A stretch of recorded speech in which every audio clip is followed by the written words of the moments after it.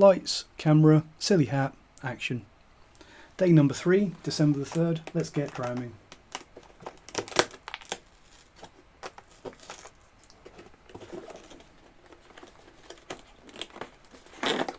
It's probably a little bit easier to get these out than the Master of Malt calendars.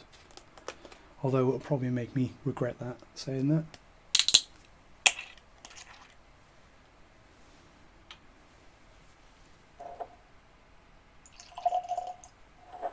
That looks like it might be the darkest of the 3 that we've had so far.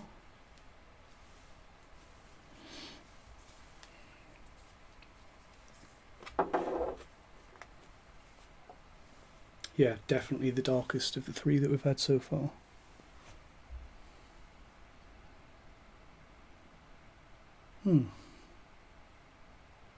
Lots of oakiness on this one, very oak forward on the nose. I didn't mention trying not to see what I've got back there, but I did break out a little St George's water jug today, gave it a little bit of a dust off, and got my little, I think Angel Share is the company that makes these, something like that, glass water dropper. I don't know if we're going to need it with any of these, but I've got it out just in case. If we do need to add water to any of these, I might try adding some water anyway.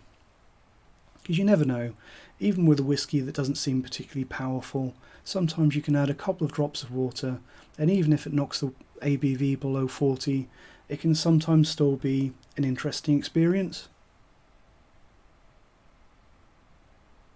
Very, very oaky though. Perhaps some small casks, octave casks, or some virgin oak, or possibly some reconditioned casks. Let's have a little sip, an early sip.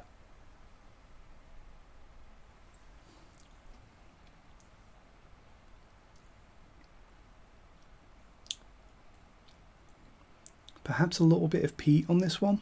To be honest, that's why I wanted to have an early sip, because amongst that oak spice, I wondered if there might be a little bit of peatiness in there. Quite a damp, oaky, slightly funky peatiness. Slightly musty and fusty. It's definitely got character. I think if it wasn't for the fact that that tiny little sip that I had makes me think that this is a low strength whiskey, I'd actually be tempted to say that it's a little bit Springbanky with that slightly fusty peatiness.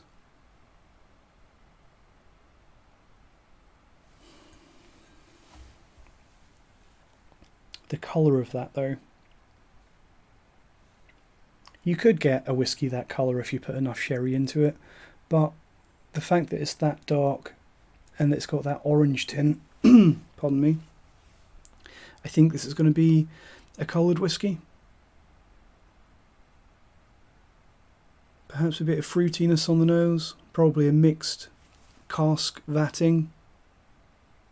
So probably some bourbon, perhaps some virgin oak, and perhaps a little bit of sherry, or perhaps STR, reconditioned sherry, or reconditioned red wine, perhaps. Definitely seems like I'm smelling multiple cask types.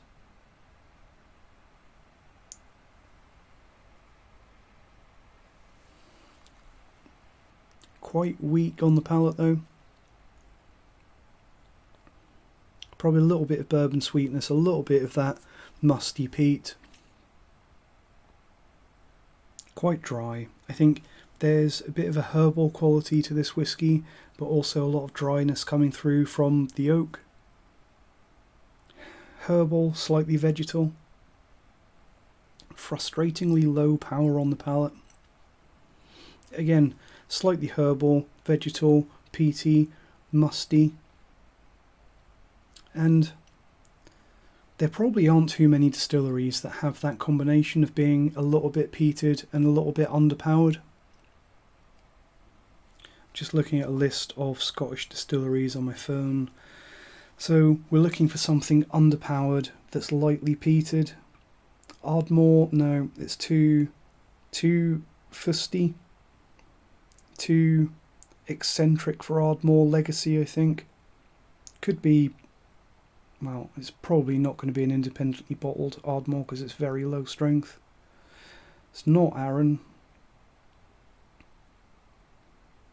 It's not a Ben Riach because I don't think they do anything peated that is this week. It's not Port Charlotte. It's not Kalila. It's not Clynelish. Jura definitely could be. Scrolling through quickly here. Glenfiddich have done a few peated things. It's not a million miles away from like Glenfiddich Fire and Cane, the peated rum cask, but I don't think it's that because I think that the Glenfiddich is better than this. It's not Glen Scotia. Although Glen Scotia do like Campbelltown Harbour or something like that, which I think is 40%.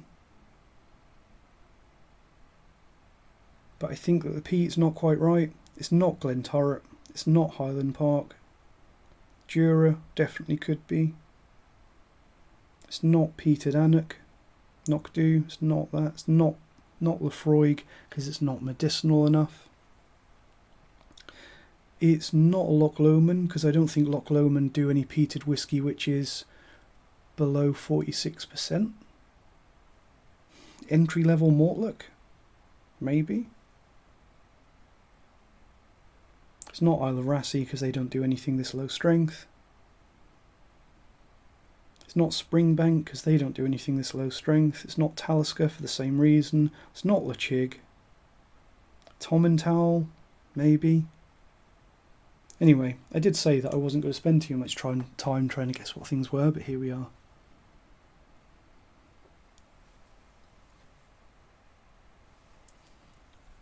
It does kind of have that Jura feeling though.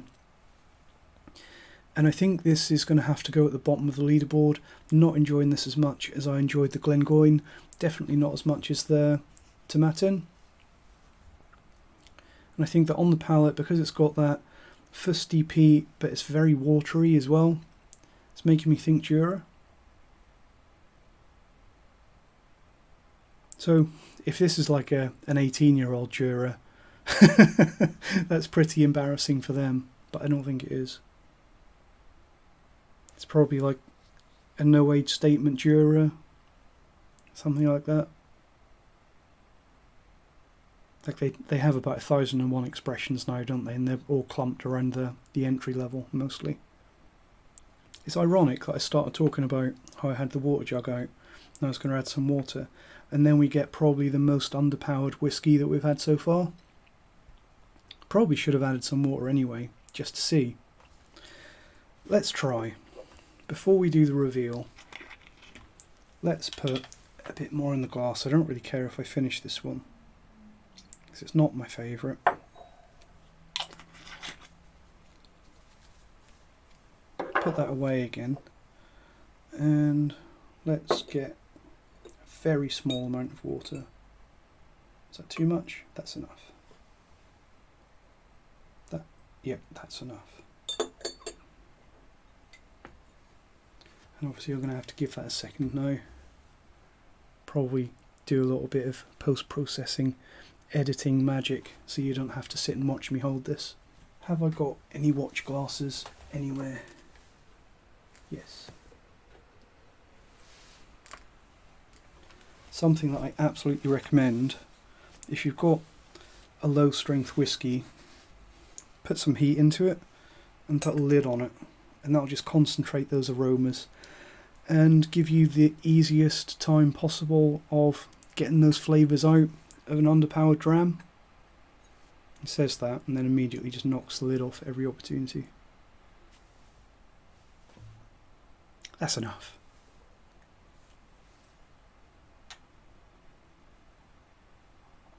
Perhaps a little bit more oak sweetness coming through now. Perhaps a little bit of sherry, but it really seems like a bit of a large vatting, a muddle of different casks. Some maltiness in there, indistinct maltiness, peaty, fusty, vegetal. I think this is a Jura. It's a cheap Jura.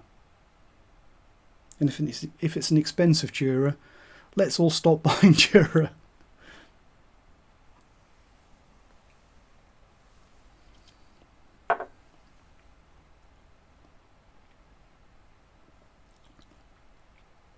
Let's take a look.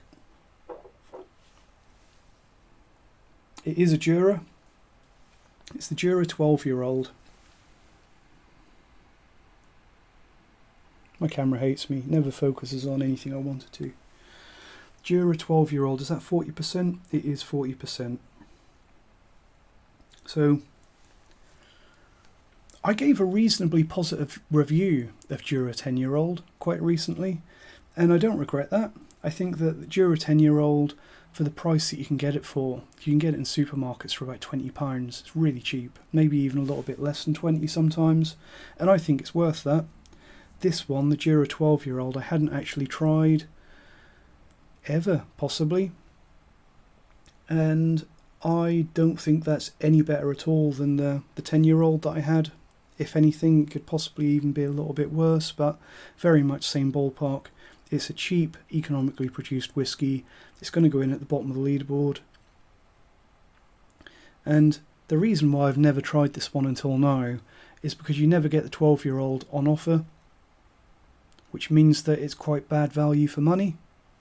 I think if you've tried this, if you've tried it in the calendar, or if you've tried it at all and you liked it, I'd definitely recommend having a look for the 10-year-old on offer, because it's similar quality to this but much cheaper.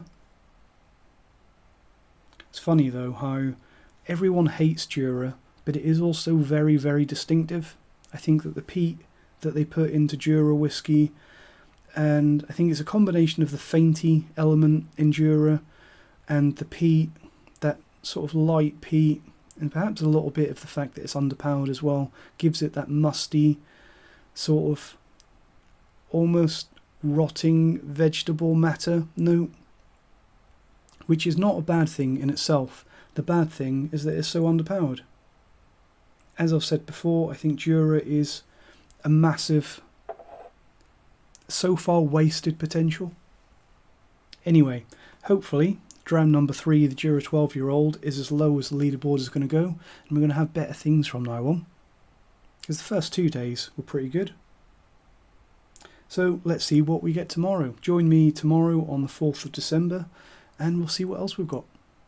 Thanks for watching, and cheers.